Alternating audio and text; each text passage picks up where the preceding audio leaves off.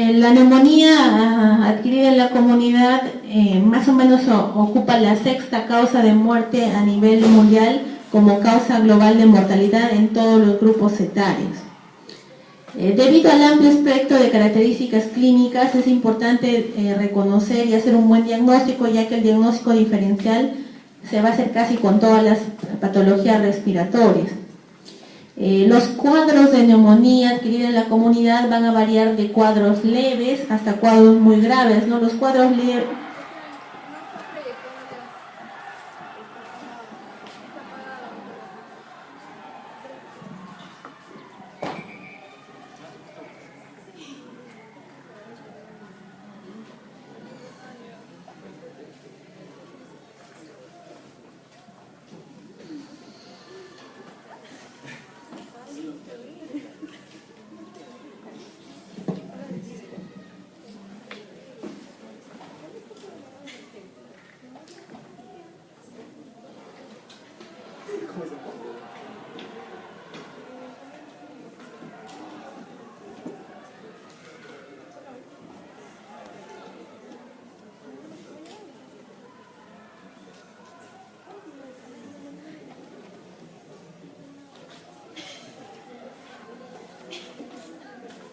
Ya, retomando, la neumonía adquirida en la comunidad va a ir desde cuadros leves que se caracterizan por fiebre, tos y en algunos casos puede haber también disnea, hasta cuadros muy graves, ¿no? Como la neumonía severa, que están caracterizadas por falla respiratoria y asociado a sepsis o shock séptico.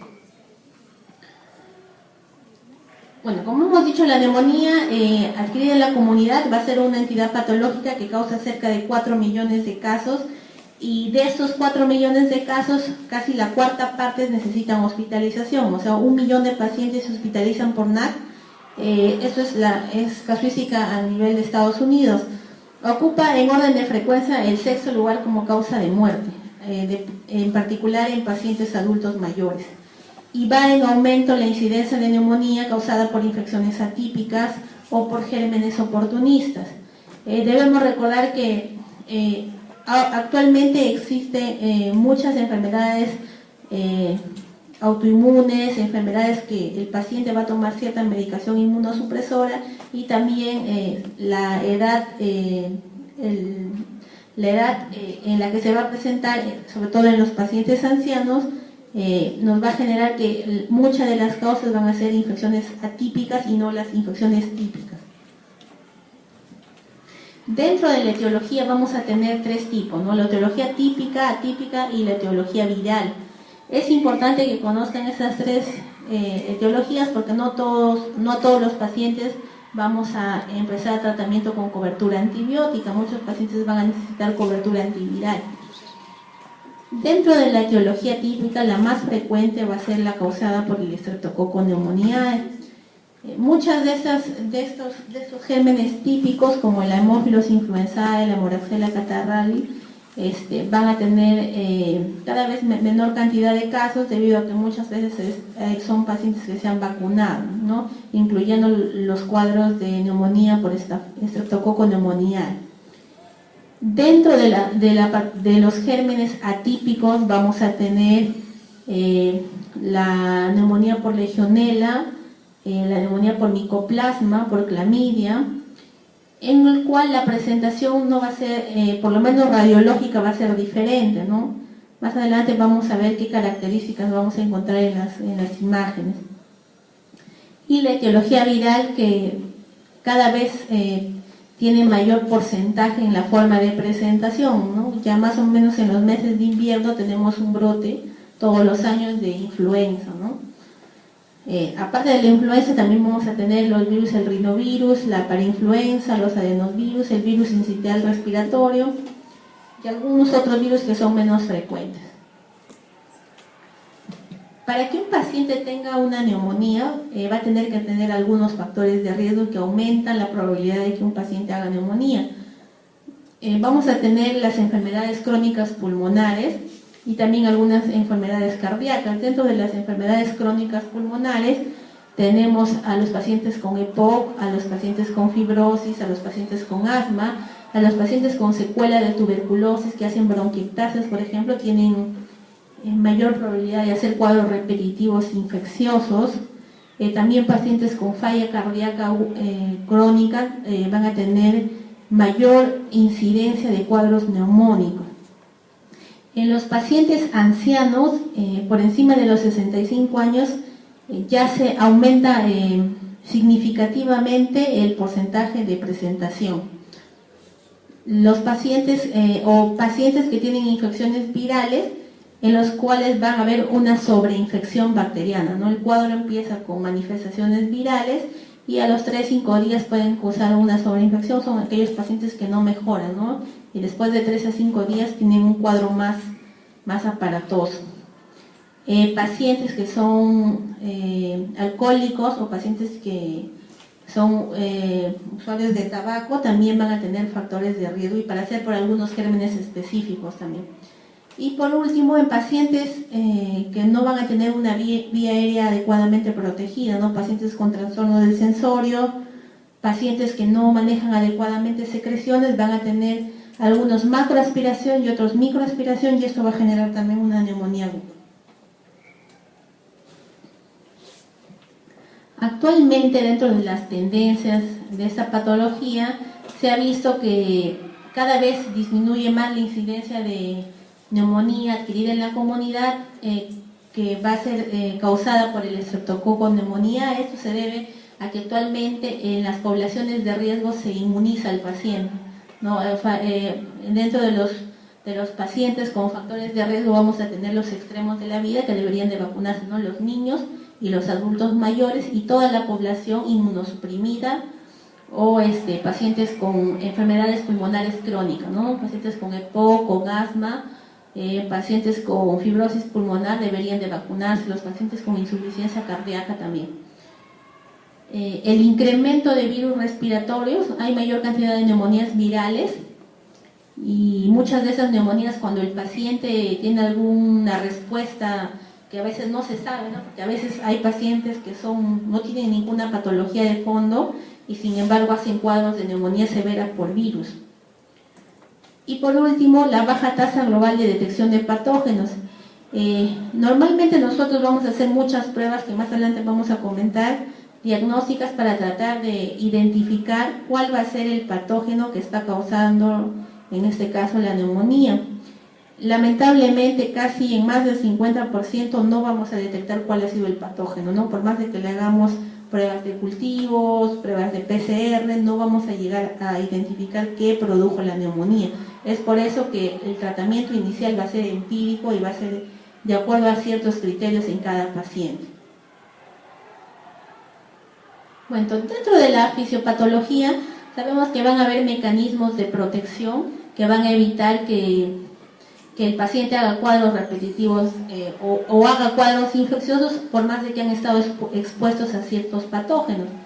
Las vías respiratorias altas, por ejemplo, van a través de lo que es el barrido ciliar, en la nasofaringe, las secreciones, van a evitar que las partículas que son menores a 2 a 3 micras pasen hacia la zona alveolar, no hacia el alveolo. También van a haber algunas sustancias que van a evitar, ¿no? que se produzca la infección. Tenemos el surfactante, algunas inmunoglobulinas, el complemento, macrófagos, neutrófilos. Va a ser muchos mecanismos a nivel celulares, a nivel humoral también, que van a evitar de que digamos en este caso, el huésped, por más de que haya tenido contacto, haga la infección, ¿no? Ahora, respecto ya a la fisiopatología en sí, de cómo se va a producir el cuadro neumónico, vamos a tener, antiguamente se hablaba de que el alveolo o la zona pulmonar era una zona estéril, ¿no? Que no tenía colonización de bacterias, pero actualmente se ha descubierto que existe una flora natural a nivel del alveolo. Entonces, ¿qué es lo que pasa? Cuando va a haber, se introduce un patógeno, puede ser que haya una competencia con la flora natural que está en los alveolos. Y muchas veces la infección la va a producir más que nada la respuesta inflamatoria que va a tener el alveolo, ¿no? O sea, el paciente va a tener mayor severidad del proceso, no tanto por la infección, sino por la respuesta inflamatoria que genera el cuerpo. Es por eso en el caso, por ejemplo, del distrés respiratorio, el cuadro puede empezar como un proceso infeccioso, una neumonía, pero el distrés respiratorio se va a producir secundario a la respuesta inflamatoria del huésped.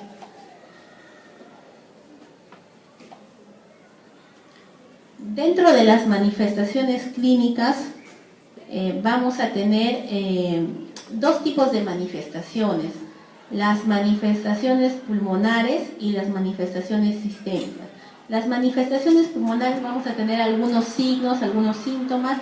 Dentro de los síntomas característicos de un paciente que hace cuadro neumónico vamos a tener paciente que tiene tos, paciente que tiene disnea, paciente que tiene taquipnea. El paciente puede tener un dolor torácico de tipo pleurítico, ¿no? Hay algunos pacientes que hacen neumonía y hacen derrame pleural paraneumónico. Esos pacientes pueden tener dolor pleurítico. El paciente también puede hacer expectoración, ¿no? Muchas veces, de acuerdo a la característica de la expectoración, también nos puede ayudar, por ejemplo, en pacientes que son pacientes crónicos, ¿no? Por ejemplo, un paciente con EPOC, un paciente con fibrosis, tienen una expectoración crónica.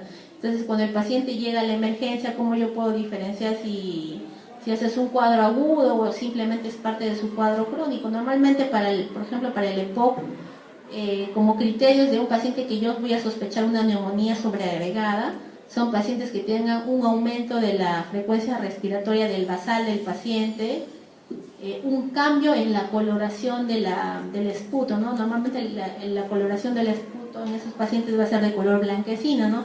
Si la coloración del esputo se convierte en una expectoración verde, amarillenta, también es un criterio. Y obviamente si el paciente hace fiebre también. Ahora, dentro de las manifestaciones sistémicas voy a tener múltiples manifestaciones y va a depender de la gravedad del paciente. La manifestación sistémica más frecuente en estos cuadros va a ser la fiebre. Ahora, recordemos que en los grupos justamente de riesgo es posible que no tengan fiebre, ¿no? Estamos hablando de los pacientes inmunosuprimidos o los pacientes ancianos. Muchas veces vienen con un cuadro neumónico y no tienen el cuadro típico de fiebre, tos, disnea, expectoración. El paciente puede tener simplemente astenia, puede tener hiporexia, puede tener alteración del sensorio, van a tener signos de una respuesta inflamatoria sistémica cuando el cuadro se hace más sistémico. Van a tener taquicardia, pueden tener fiebre o hipotermia, pueden tener ya a nivel analítico lo que es leucocitosis, leucopenia. En casos de severidad, el paciente va a tener hipotensión, puede tener también signos de hipoperfusión cuando estamos ya ante un paciente que tiene shock séptico.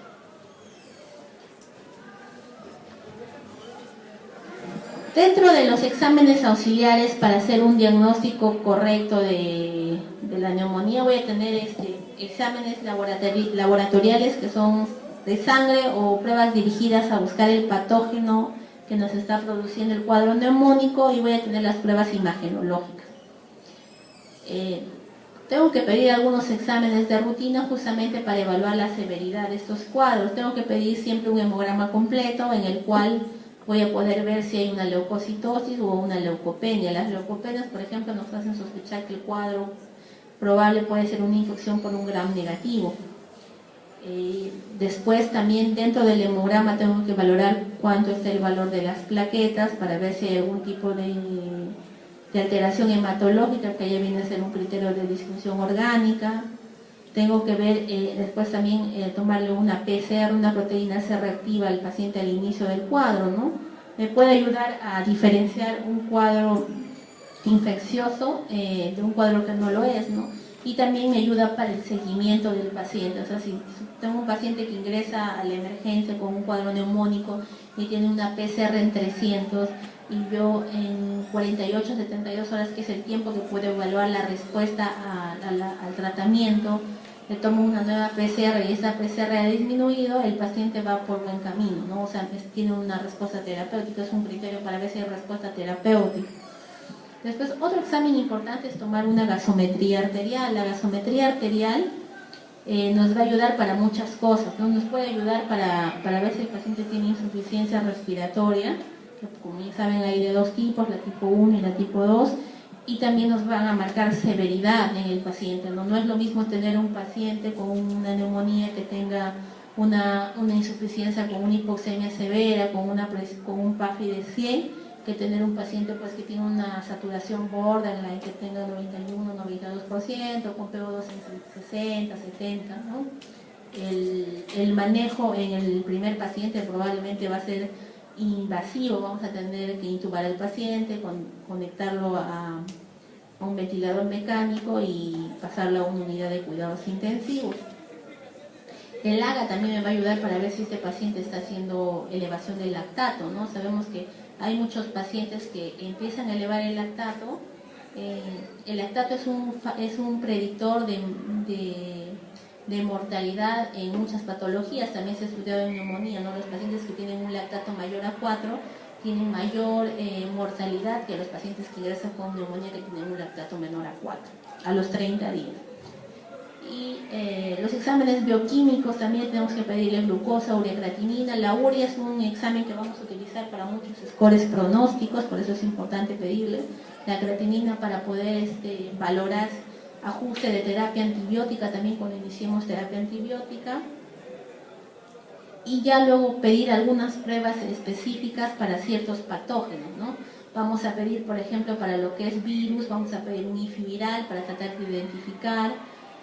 Podemos pedir PCR también para algunos patógenos como legionela. Podemos pedir un test urinario para cuando sospechamos neumonía por legionela. También para cuando sospechamos alguna otra neumonía típica podemos pedir reacción en cadena de polimerasa también, ¿no? Para hallar el germen. Dentro de los exámenes imagenológicos vamos a tener 3 exámenes que sí nos van a ayudar bastante. Tenemos la radiografía de tórax, la tomografía de tórax y la ultrasonografía también pulmonar, ¿no? La radiografía de tórax va a ser un examen que a todo paciente con sospecha de neumonía yo le tengo que tomar, ¿no? Es como que es un examen universal que le tengo que tomar cuando sospecho en un cuadro neumónico, porque nos va a dar confirmación del diagnóstico, ¿no? En esta radiografía de tórax que tenemos acá, vemos que hay una consolidación a nivel de la base izquierda y además también hay un derrame pleural. Ahora, existen algunos pacientes en los cuales yo en la radiografía no voy a encontrar muchas alteraciones, o son los pacientes crónicos en los cuales tienen una secuela o tienen una alteración del parénquima, en los cuales si yo le tomo una radiografía de tórax no voy a distinguir si es que hay un cuadro agudo sobre lo que ya tienen, sobre lo crónico que ya tiene el paciente. En esos casos va a ser de mucha utilidad la tomografía de tórax. La tomografía de tórax también está indicada en pacientes con sospecha de neumonía, que tienen placa normal en cierto grupo de pacientes, ¿no? Los pacientes con patología pulmonar crónica y los pacientes inmunosuprimidos. O sea, si tengo un paciente, por ejemplo, que es un paciente con VIH y tiene clínica de que puede ser una neumonía, pero le tomo una radiografía y en la radiografía aparentemente no encuentro ningún hallazgo patológico, es tributario y tiene indicación de tomar una tomografía de tórax. La tomografía de tórax nos va a poder ayudar a ver algunas lesiones en particular, ¿no? Si hay cavitaciones, si hay un patrón intersticial, si el patrón es más alveolar también nos va a ayudar, si hay derrame pleural, si hay secuelas, si hay bronquiectasias, para eso nos va a ayudar la tomografía de tórax. Y por último tenemos la ultrasonografía pulmonar o la ecografía pulmonar que en los últimos años ha tomado bastante relevancia, ¿no? La ecografía pulmonar nos puede identificar condensaciones, van a tener un patrón en copo de nieve. Es un examen fácil de realizar y la ventaja que tiene en comparación, por ejemplo, de una radiografía o de una tomografía es, por ejemplo, la ultrasonografía, tú puedes hacer al paciente varias veces en un día, ¿no? Si tú tienes la experticia de hacerlo, lo puedes hacer. Nos sirve bastante en pacientes muy críticos, en los cuales uno ni siquiera puede movilizar al paciente para llevarlo a una tomografía de tórax, ¿no? Nos ayuda muchas veces a diferenciar si es una telectasia o es una neumonía en los pacientes que están en ventilación mecánica. No podemos llevarlos, como digo, a tomografía porque están inestables. Uno le hace una ultrasonografía pulmonar y puede evidenciar. Aquí esta es la imagen aquí vamos a ver un patrón de hepatización, ¿no? Con estas imágenes que son hiperecogénicas, que son sugestivas pues, de un patrón en copo de nieve, un patrón infeccioso, ¿no? Con un poco de derrame pleural acá. Entonces, hay muchos estudios que comparan, ¿no? La sensibilidad y la especificidad, y obviamente la ultrasonografía se aproxima bastante a la tomografía de tórax, ¿no? Mientras que la radiografía sí tiene baja sensibilidad y especificidad.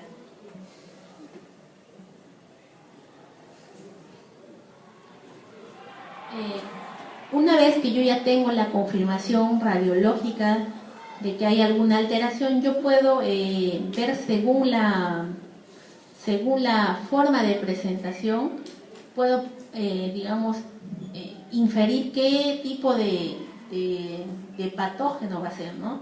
Si yo tengo una cavitación, por ejemplo, en un paciente yo sospeché de neumonía con tos, fiebre, disnea, le hago una radiografía o una tomografía y encuentro una cavitación, voy a tener que diferenciar al paciente que tiene expectoración y que no tiene expectoración.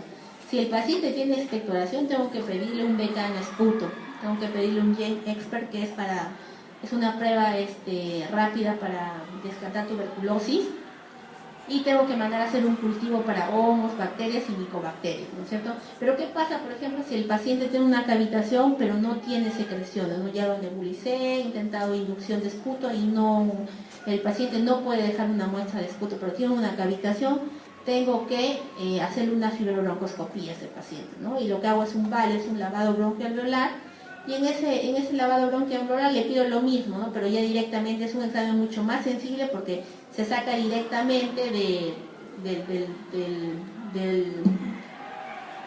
los bronquiolos, de los alveolos, vamos a hacer un lavado, entonces va a ser más específico también.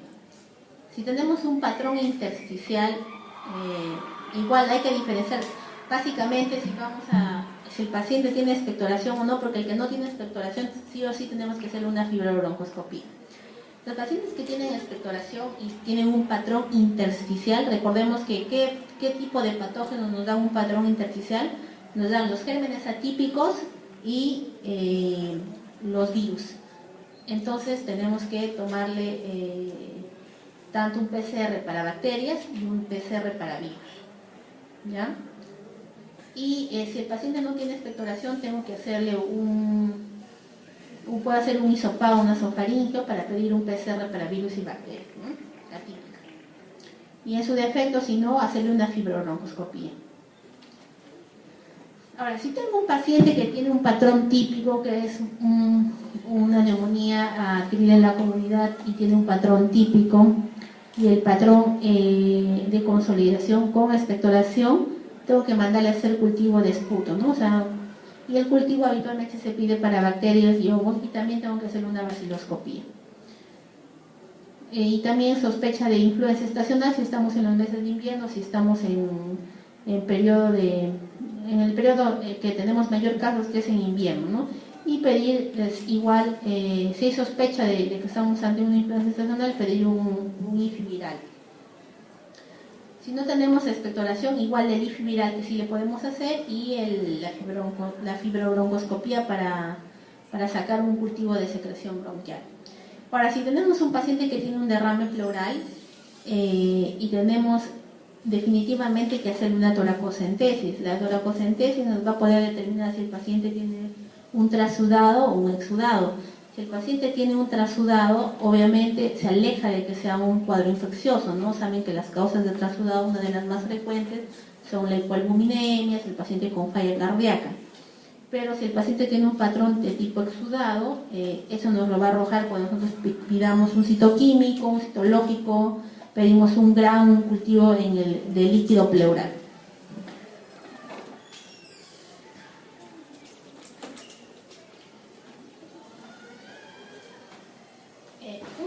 que hemos hecho el diagnóstico, que ya les dije que para hacer diagnóstico de neumonía tenemos que tener el cuadro clínico compatible y la confirmación imagenológica, vamos a definir severidad.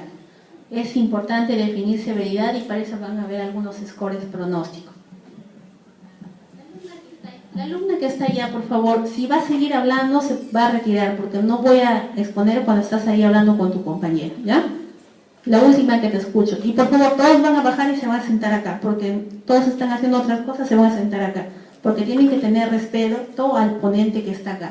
¿Ya? El ponente viene a exponer su clase, no viene simplemente a hablar para que ustedes no escuchen. Y así que todos bajan y se sientan adelante, ¿ya?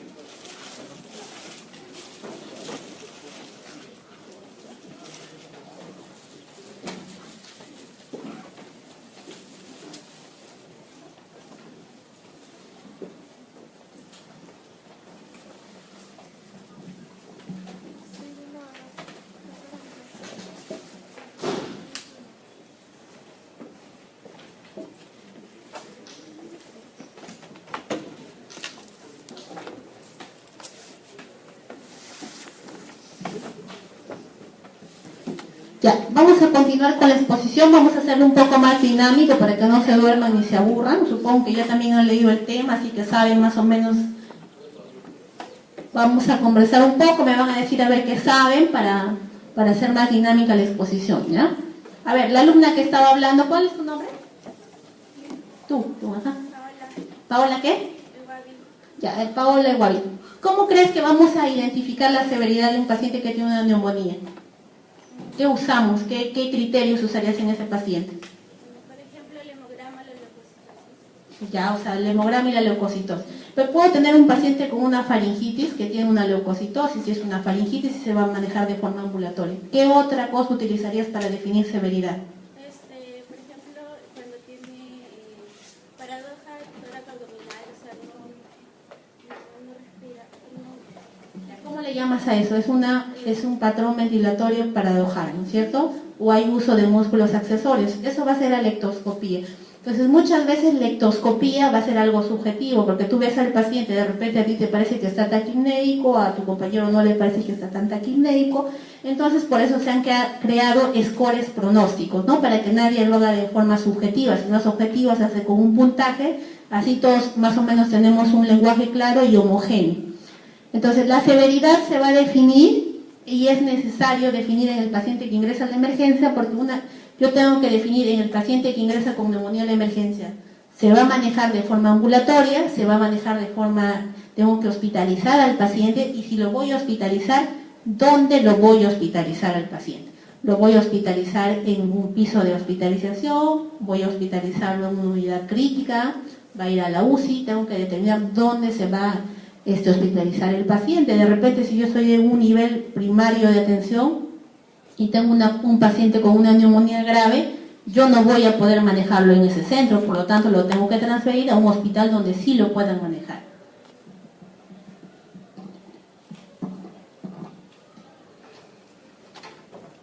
Entonces, se crearon scores pronósticos para definir la severidad de la neumonía adquirida en la comunidad, que es el CUR 65, y el PCI, que es Neumonía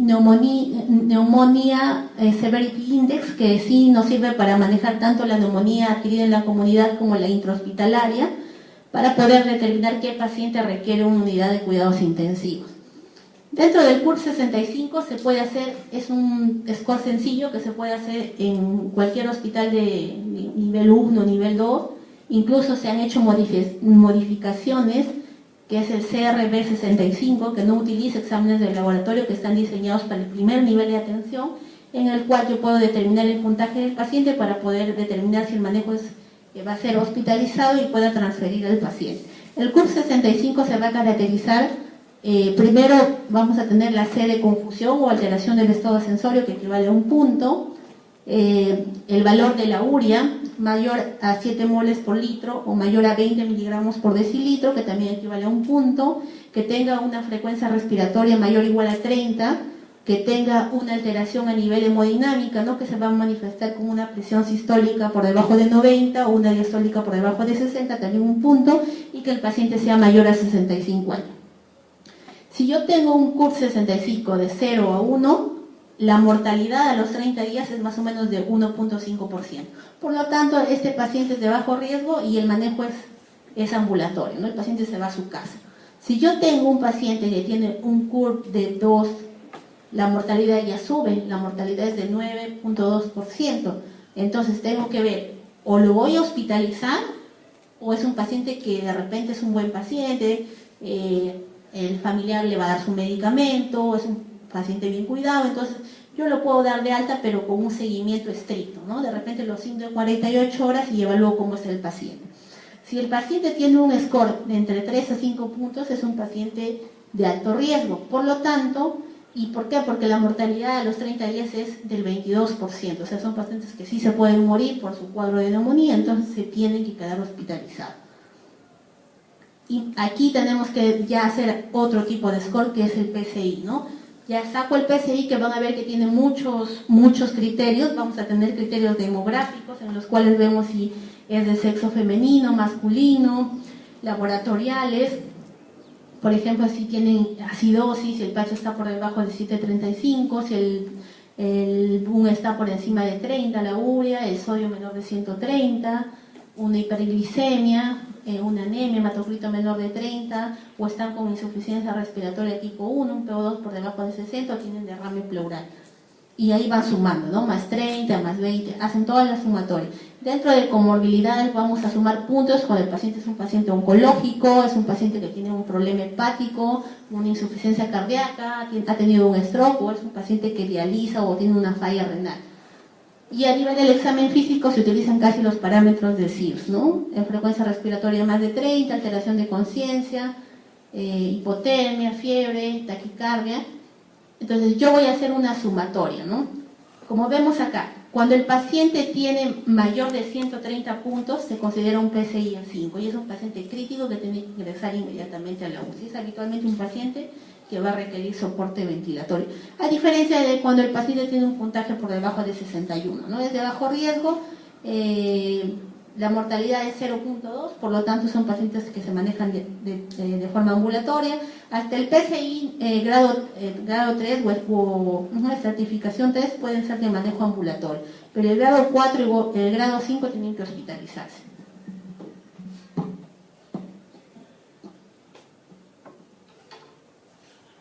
Entonces, una vez que yo ya definí la severidad, le voy a ayudar de esos dos scores para poder determinar el manejo ambulatorio, ¿no? O sea, no solamente tengo uno, tengo dos para ser más exactos en el manejo ambulatorio.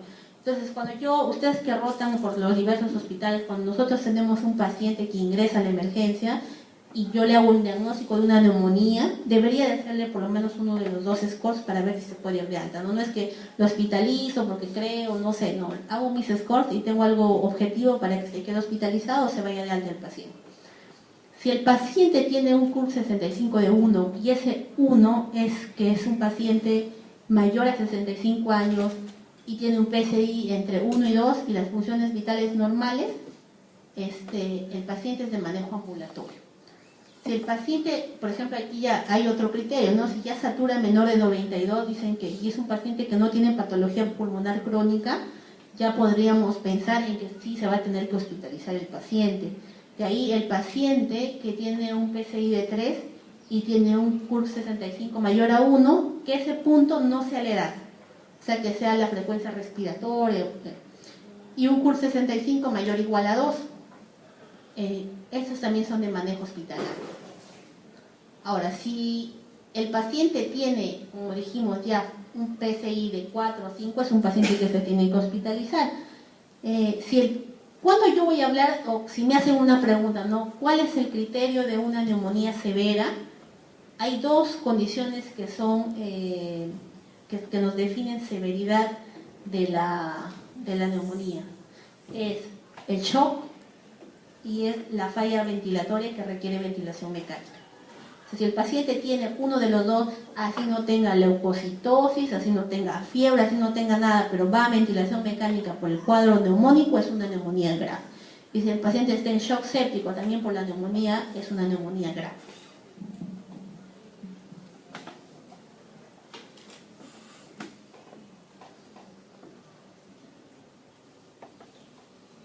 Bueno, este algoritmo de manejo es para que ya lo revisen, es básicamente lo mismo, está resumido, ¿no? Hacemos el triaje, vemos que el paciente tiene un diagnóstico sugestivo clínicamente, me parece que puede ser una neumonía y hemos dicho que tenemos que corroborarlo con una radiografía de tórax, siempre, ¿ya? Una vez que tomamos la radiografía de tórax, tenemos que, y no hallamos consolidación, tenemos que reevaluar, ¿no? O sea, tiene alguna otra patología, ahí va a entrar ya el diagnóstico diferencial, que también tenemos varias patologías que nos pueden simular una neumonía, ¿no? Ahora, si yo tengo un paciente que tiene una consolidación y es sugerente de que es una neumonía, aquí en la comunidad voy a proceder a hacerle el score, en este caso han hecho el score de severidad del PUL 65, ¿no? Como ya dije, acuérdense de 0 a 1, manejo ambulatorio, el 2, habitualmente mayor o igual a 2 son pacientes que se tienen que hospitalizar, y de 3 a 5 son severas, ¿no? O sea, tenemos que son pacientes que habitualmente van a estar en unidades clínicas.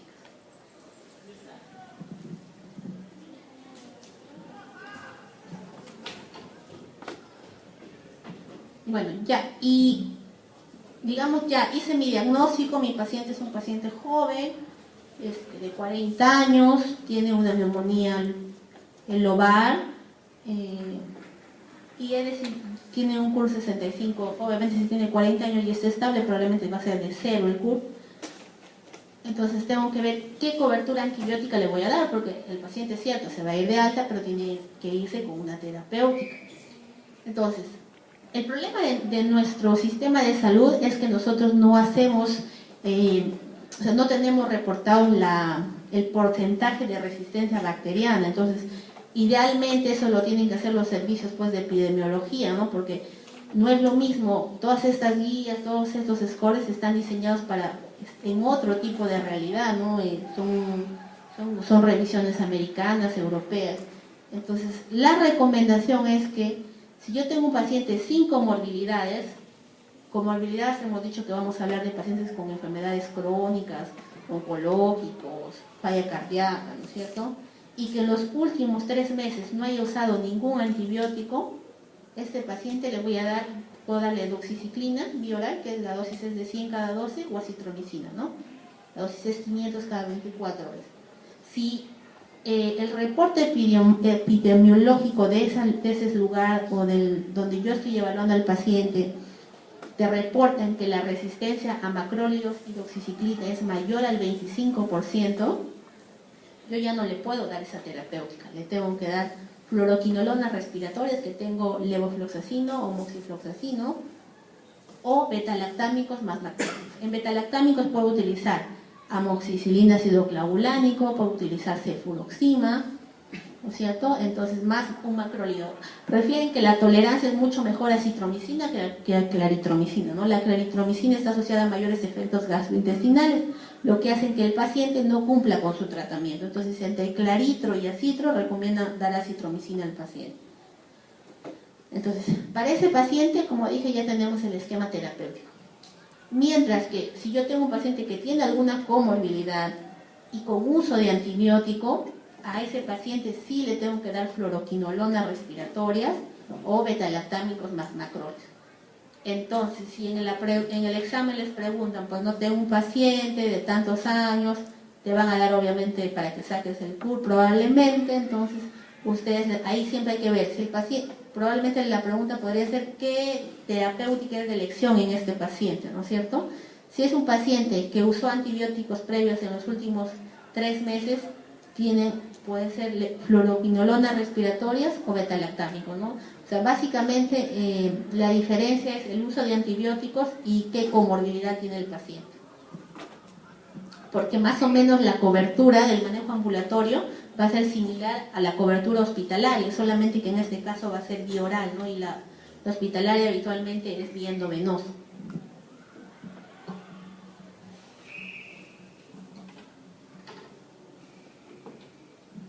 Bueno, ya una vez que yo ya decido que mi paciente se va a hospitalizar y ya hemos evaluado la severidad, tenemos que hacer en todas las patologías de emergencia, se hace el ABC, ¿no? Primero se evalúa la vía aérea. Si tengo un paciente, por ejemplo, que está con trastorno de conciencia o tiene mal manejo de secreciones, probablemente voy a tener que manejar de forma avanzada la vía aérea. Por lo tanto, de repente voy a tener que intubar al paciente. De repente el paciente no tiene ese problema, pero sí está con una insuficiencia respiratoria leve, en el cual voy a tener que administrar oxigenoterapia, ¿no? Dentro de la oxigenoterapia creo que ya todos han llevado su práctica. Vamos a tener los dispositivos de bajo flujo, los dispositivos de alto flujo, y va a depender también de cuánto es la insuficiencia respiratoria del paciente. Y el paciente que esté intubado, que habitualmente lo intubas por un cuadro neumónico, habitualmente ese paciente se va para soporte ventilatorio. El manejo de shock, que es un acápite aparte, pero la causa más frecuente del shock séptico son las neumonías. Entonces, en el manejo de shock tengo que hacer fluidoterapia, uso de vasopresores, ¿no? Y el tratamiento específico, que es la cobertura antibiótica.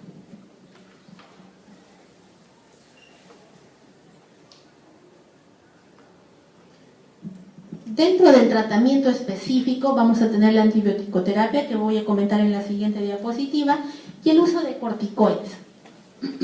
El uso de corticoides es bastante controversial. Hay muchos estudios, algunos dicen que sí sirve, algunos dicen que disminuye la hipoxemia, que disminuye los días de ventilación mecánica, sobre todo cuando vamos a hablar de la neumonía severa, porque solamente en la neumonía severa es que está indicado en algunos, o sea, se indica cuando el paciente tiene una neumonía grave, pero si el paciente no tiene una neumonía severa no se utiliza definitivamente el glucocorticoide. Entonces, en el 2018, en el AGEM, que es la revista americana de emergencias, se ha publicado un metaanálisis reciente en el cual sí recomiendan el uso de corticoides, pero solamente han identificado que disminuye la mortalidad a los 30 días y también disminuye la estancia hospitalaria. Pero sin embargo no disminuye, por ejemplo, lo que es los cuadros, o sea, igual el paciente va a seguir haciendo su neumonía severa, no disminuye la severidad, no disminuye también la hipoxemia ni la resolución, solamente mortalidad y estancia hospitalaria, pero es significativamente, porque casi cuando hacemos cualquier estudio, para ver que sea recomendado un tratamiento, lo más importante para nosotros es que disminuya la mortalidad del paciente.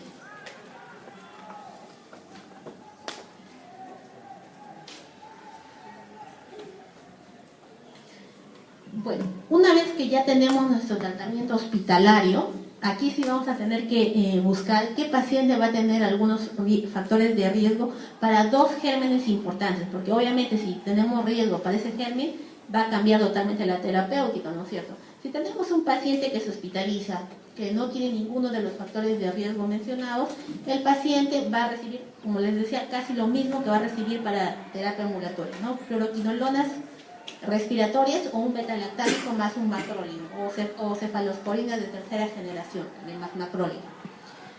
Vamos a tener dos gérmenes que sí son importantes, que es el Staphylococcus aureus meticilino resistente y la Pseudomonas. Entonces, ¿en qué paciente yo voy a sospechar que tiene están colonizados o tienen un germen, un Staphylococcus aureus meticilino resistente?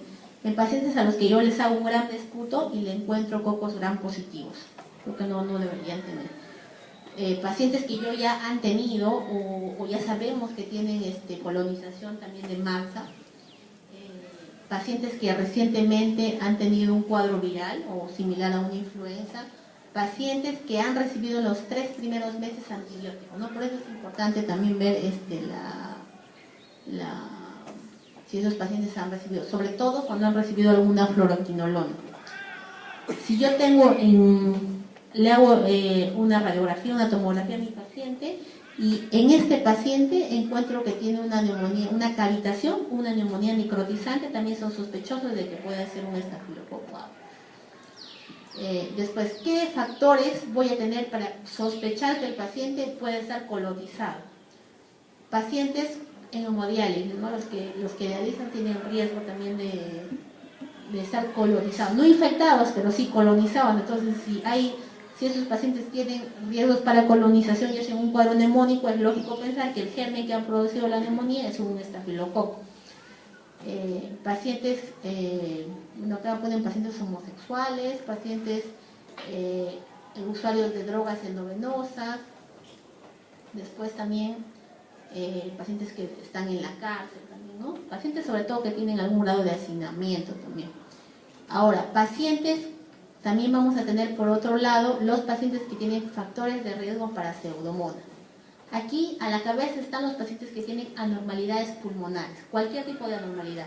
Paciente con bronquiectasia, secuela de TEL, paciente tiene algunas enfermedades crónicas, ¿no? Pacientes con EPOC, con fibrosis también. Entonces no es lo mismo que ingresa a la emergencia un paciente con antecedentes de EPOC que hace neumonía, en el cual tiene riesgo de estar expuesto a una pseudomonas, en el cual si yo le arranco la terapia estándar, que es el betalactámico o la fluoroquinolona, definitivamente ese paciente no va a mejorar probablemente, porque el germen que está produciendo su neumonía va a ser una pseudomonas, a pesar de que el paciente es un paciente que viene de su domicilio, ¿no? Entonces son pacientes, por eso hay que identificar cuáles de los pacientes. Y en el paciente en el que le hago un gram de esputo y voy a encontrar bacilos gram negativos. Obviamente, si tengo un paciente ya con riesgo de un MARSA, voy a tener que ingresar otro tipo de terapéutica. En este caso voy a iniciarle vancomicina o linezolid. Recomiendan que los pacientes jóvenes de preferencia linezolid, pero el problema es que también la vancomicina, como sabemos, es bien nefrotóxica, ¿no? Entonces en pacientes también con falla renal muchas veces se prefiere utilizar el linezolid. Y en los pacientes que tienen riesgo de pseudomona, voy a ingresar un betalactámico antipseudomonal. Tenemos varios, tenemos el cefepime, ceftazidima, piperacilina, tazobactam, los carbapenem, también meropenem, imipenem.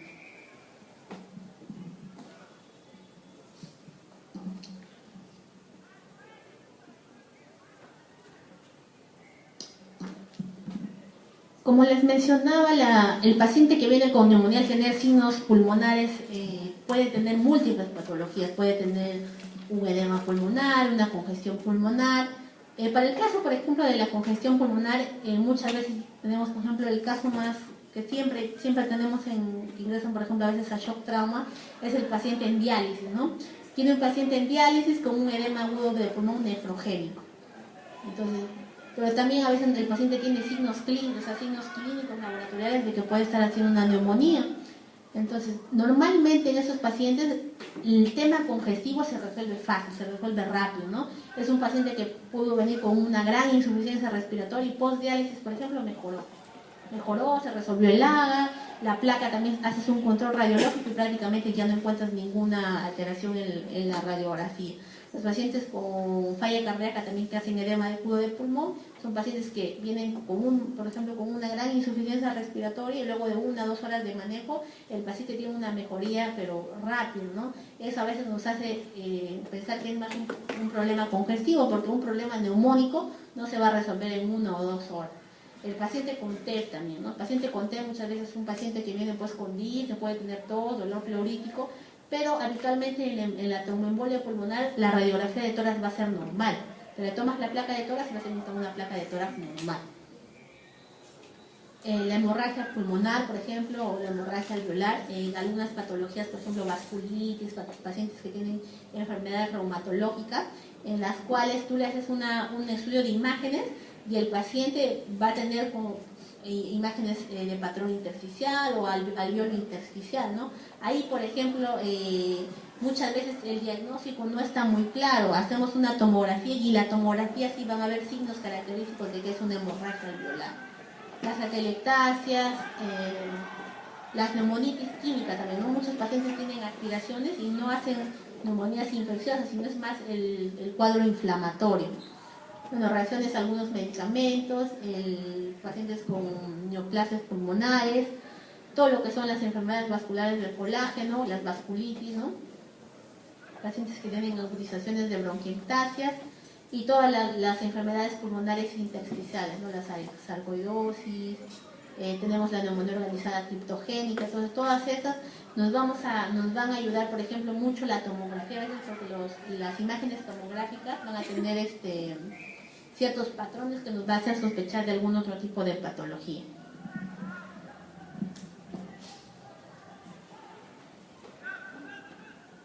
Bueno, dentro de la prevención de la neumonía vamos a tener, como mencionamos al inicio, dentro de los factores de riesgo están los hábitos nocivos, ¿no?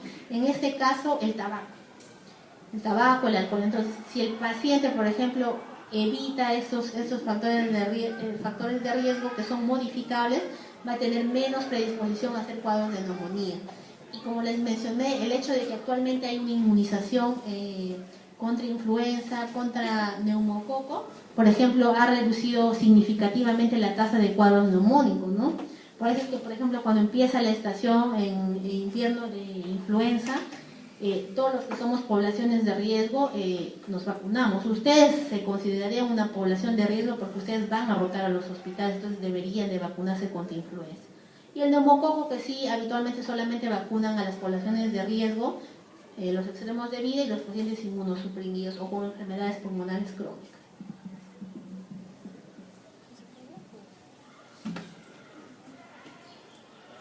Ahí está la bibliografía, ¿no? El Quintinali, que es el libro de referencia, es un libro para el curso, y algunas guías clínicas, ¿no? Que es la del BTS, después la del NICE, que también la exposición básicamente está de ahí, ¿ya? Para que lo puedan revisar.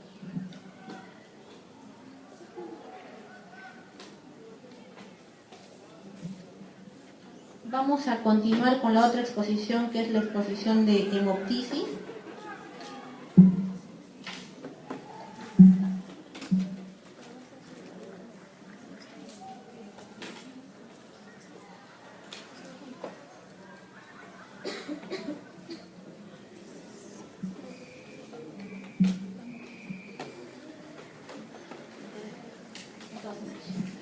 Bueno, para el tema de emergencia, en realidad, la hemoptisis que nos interesa estudiar a nosotros es la hemoptisis masiva, ¿no? que es una emergencia para nosotros. La hemoptisis va a estar definida como la expectoración de sangre del tracto respiratorio bajo, ¿no? Por debajo de la región subglótica.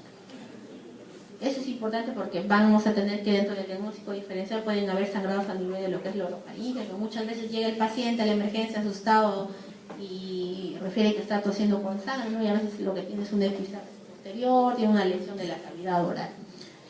Ahora, la clasificación de la hemoptisis masiva, en realidad no hay un acuerdo general, no hay ninguna guía clínica que te diga esto es una hemoptisis masiva. Entonces, por el volumen, básicamente es un poco difícil identificar qué es una hemoptisis masiva y qué hemoptisis no es masiva. A ver, como más o menos vamos a poner según la bibliografía que hemos revisado, la hemoptisis no masiva, te ponen que es aquella que tiene menos de 100 mililitros de sangre, ¿no? Y la hemoptisis masiva entre 100 a 1000, entonces se dan cuenta que el rango es muy alto, ¿no?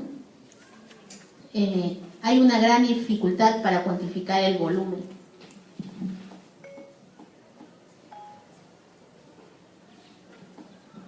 Entonces, nosotros nos vamos a guiar más de la clínica del paciente. Entonces, cuando yo voy a hablar de una hemoptisis potencialmente mortal, una hemoptisis masiva, la voy a mencionar cuando tenemos un paciente que tiene un volumen total y la velocidad de sangrado que tenga una repercusión cardiopulmonar. ¿Y cómo voy a evidenciar la repercusión cardiopulmonar? Va a ser algún paciente que tiene inestabilidad hemodinámica o tiene alteración gasométrica, ¿no? En el intercambio gaseoso. Si el paciente tiene una hemoptisis asociada a alteración del intercambio gaseoso o inestabilidad hemodinámica, se considera que es una hemoptisis masiva. Y para esto va a ser muy importante cuál es la reserva cardiopulmonar del paciente. Es por eso que el volumen no se puede estandarizar, ¿no? Igual que el HDA, no hay un volumen que te diga esto es masiva y esto no es masiva por el volumen, sino es por la clínica del paciente, porque no es lo mismo que haga una hemoptisis un paciente joven que esté debutando con un cuadro de tuberculosis, que le dé una hemoptisis a un paciente adulto mayor que tenga, por ejemplo, falla cardíaca con una fracción de eyección menor al 30%. Obviamente, el paciente anciano con fracción de eyección menor al 30% hace una hemoptisis de repente de 100, 150 y tiene ya inestabilidad hemodinámica, mientras que el paciente joven puede hacer 500 y no tener repercusión hemodinámica. Entonces, el volumen no nos va a marcar, sino ver estos criterios, ¿no? El volumen total, qué reserva cardiopulmonar tiene el paciente, y ya consideramos masiva la hemoptisis cuando el paciente tiene alteración gasométrica, o sea, insuficiencia respiratoria o está con inestabilidad hemodinámica. La taquicardia, el paciente que es hipotenso, ¿no es cierto? Ahora, también tenemos la hemoptisis gruesa, que es expectoración de sangre sola, que no va a haber esputo, simplemente sangre roja rutilante, y la hemoptisis criptogénica, en la cual, a pesar de haberle hecho todos los exámenes, no hallamos la causa del sangrado. Bueno, dentro de la incidencia y la prevalencia vamos a tener que es un caso por 1000 pacientes por año. La hemoptisis masiva solamente del total se produce de un 5 a 15%, y la criptogénica aquí, según las bibliografías, pueden ir del 3 hasta el 42%. O sea, hay pacientes en los cuales no vamos a llegar a identificar la causa o la etiología de la hemoptisis, ¿no?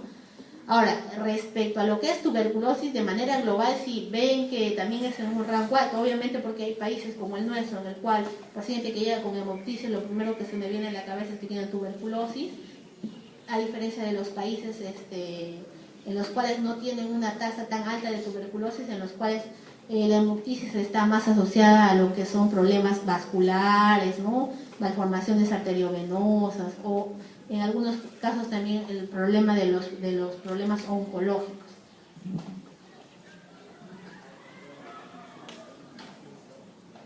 Dentro de las causas infecciosas, inflamatorias, voy a tener muchas de las causas, me puede dar hemoptisis, la bronquitis, tanto la aguda, la crónica, algunas neumonías, el absceso pulmonar, la tuberculosis, bronquiectasias, el micetoma, algunos parásitos. O sea, cualquier patología infecciosa me puede dar hemoptisis, es bien inespecífico. Las neoplásicas, tenemos el carcinoma broncogénico, el adenoma bronquial y algunas metástasis pulmonares.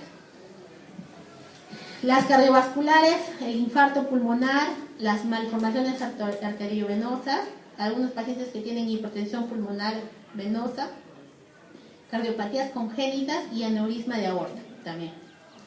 Y los pacientes que tienen una hemoptisis secundaria es algún procedimiento, o sea, son de tipo iatrogénica, ¿no? Biopsias o biopsias endoscópicas, funciones transtorácicas, o a los que se le coloca un catéter de Swan-Ganz.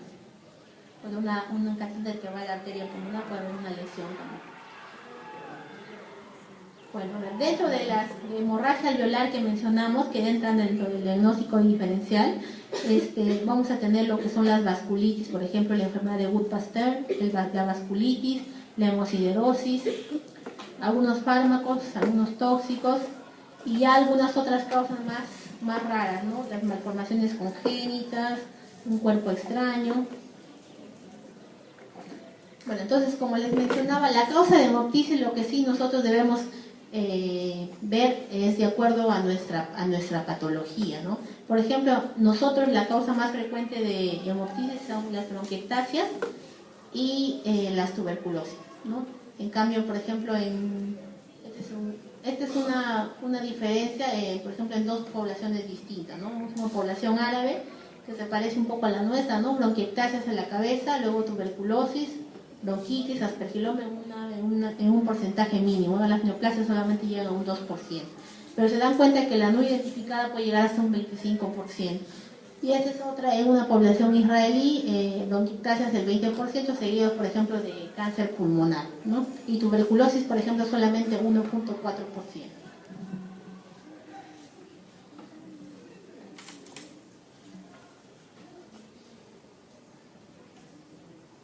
Bueno, dentro de la fisiopatología va a depender también mucho de cuál es la etiología que está produciendo la hemoptisis. No va a ser lo mismo, como les mencionaba, el paciente que tiene una bronquiectasia, en la cual ya va a haber una secuela importante y va a haber una salida directa hacia el bronquio muchas veces, ¿no? Hacia el bronquio, hacia el bronquiolo, que un paciente que tiene una malformación arteriovenosa en el cual directamente el vaso está sangrando. Entonces va a depender mucho de la etiología que tengamos que están produciendo la hemoptisis.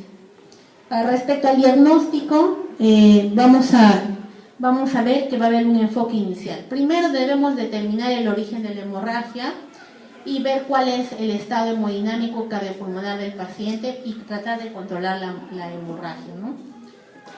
Porque definitivamente hay pacientes que por una hemoptisis masiva se pueden morir. El problema de la hemoptisis masiva es que si ocluye la vía aérea, el paciente se puede morir en minutos porque no hay forma de mantener permeable la vía aérea. Entonces, por ejemplo, cuando tenemos un paciente con una hemoptisis masiva, muchas veces tenemos que hacer una intubación selectiva, ¿no? Identificamos cuál es el pulmón que está sangrando, intubamos el pulmón sano y el pulmón donde está produciéndose la hemoptisis, le colocamos un tubo especial en el cual se bloquea la hemoptisis del otro pulmón cuando es masiva, ¿no? De tal manera que ventilamos y preservamos un pulmón y el otro pulmón se queda taponado, ya no va a haber salida hacia el otro pulmón hasta que podamos resolver la causa. La confirmación de hemoptisis, eso también, ¿no? Distinguir de pseudohemoptisis o hematemesis. Hay pacientes que vienen a la emergencia y tú le preguntas, señor, ¿es con la tos o ha vomitado? Y el paciente no te sabe responder. No sabe si lo que tienes ha expectorado sangre, ha vomitado o ha tosido. Entonces muchas veces ahí tenemos que ampliar nuestra anamnesis, ¿no? Ver algunos otros criterios. Obviamente si estoy frente a un paciente que ha hecho una hematemesis, de repente me puede ayudar haciendo un examen ya de un tacto rectal, ver si hay melena y otras cosas, porque el paciente no te va a dar una buena información. La evaluación de la severidad, como he dicho, al cuantificar el sangrado y el efecto en el intercambio de los gases. O sea, si estoy ante una hemoptisis masiva, es una verdadera emergencia que tengo que solucionar de forma rápida, porque si no el paciente puede fallecer. Y determinar el origen y la etiología, ¿no? Para eso nos van a ayudar algunos exámenes que vamos a ver a continuación.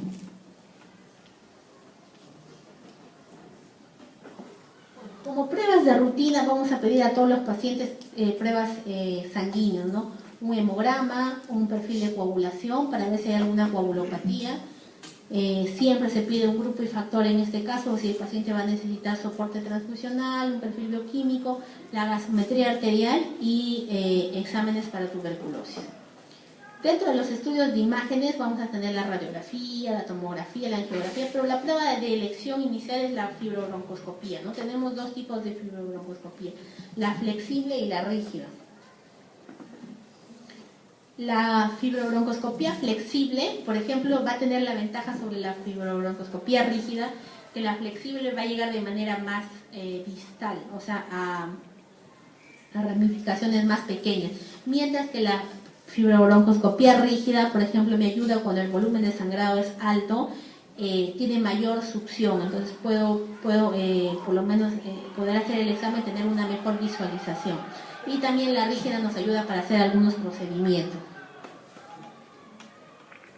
Bueno, por ejemplo, aquí vemos en este paciente que tiene una cavitación acá, probablemente esta sea la causa del sangrado. Acá el paciente tiene múltiples bronquiectasias. Entonces, cuando yo tengo un paciente que tiene esta patología, lo que tengo que hacer es embolizar al paciente. Entonces, tengo que hacer una embolización para poder parar el sangrado. Entonces, en otros lugares del mundo se hacen embolizaciones de emergencia. El problema es que aquí no tenemos cómo hacer una embolización de emergencia, porque habitualmente los servicios de URBI, ¿no? Que son los de intervencionismo, solamente trabajan en el día. Entonces, si el paciente llega en la noche, tenemos un gran problema. Podemos identificar la causa del sangrado, el punto del sangrado, qué está produciendo el sangrado, pero no hay cómo parar el sangrado. Acá es el ejemplo de una fibrobroncoscopía, que es un fibrobroncoscopio flexible. Obviamente ingresas y ves cuál es la causa, ¿no? Por ejemplo, si tienes un carcinoma broncogénico, si hay una alteración arteriovenosa, podrías visualizarla mediante este medio, ¿no? Pero hay que ver al final, como les digo, si al final tenemos una hemoptisis masiva, se puede hacer algún tipo de terapia vía fibrobroncoscopio como coagulación, electrocauterización, pero si no es suficiente tiene que ir el paciente embolizado. Y en casos muy severos tendría que ir a cirugía abierta.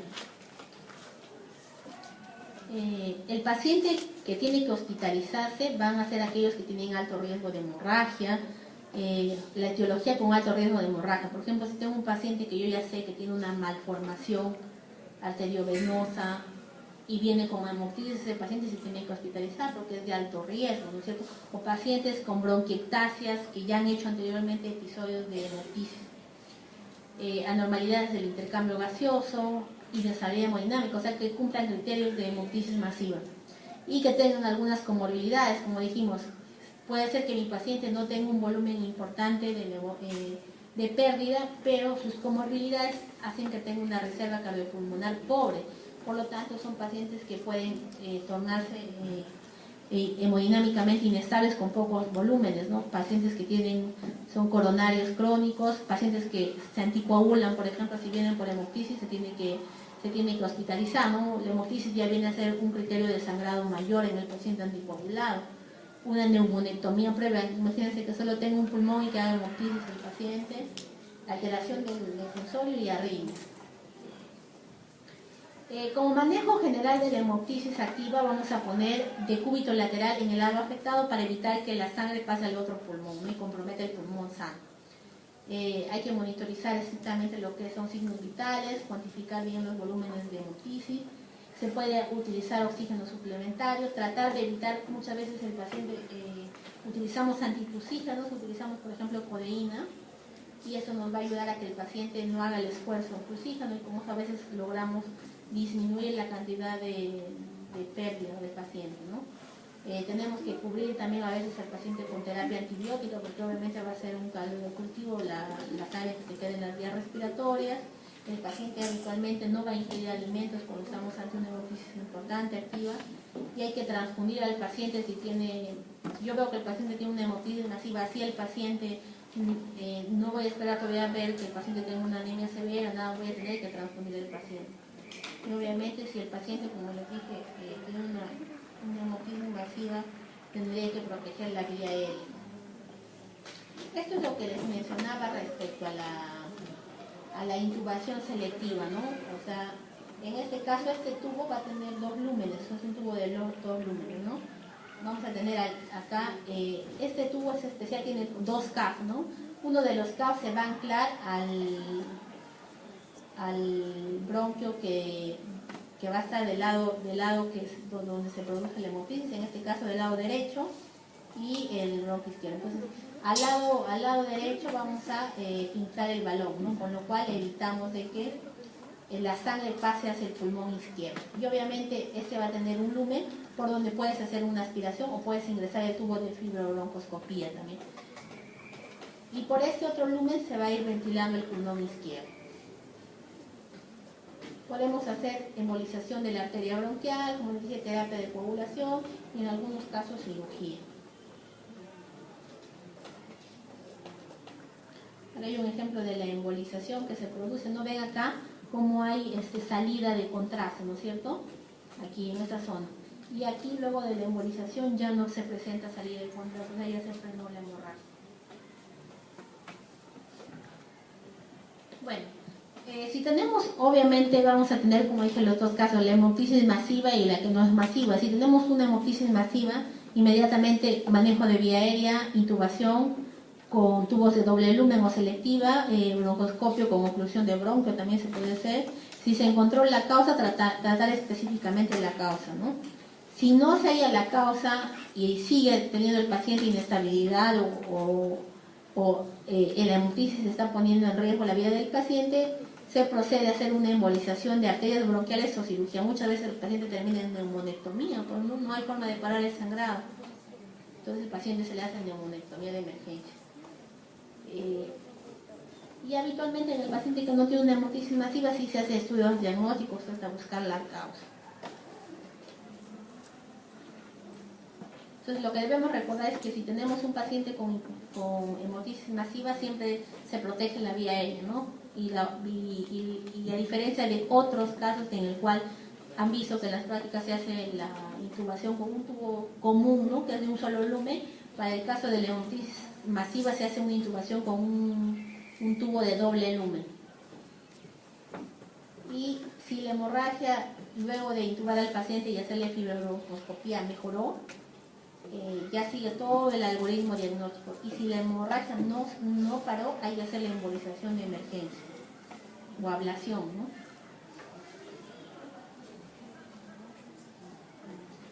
sería todo. ¿Tienen alguna pregunta?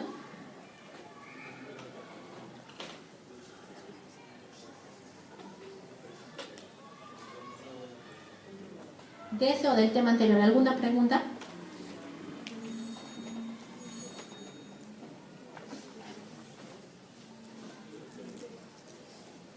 Ya, entonces, gracias chicos por su atención.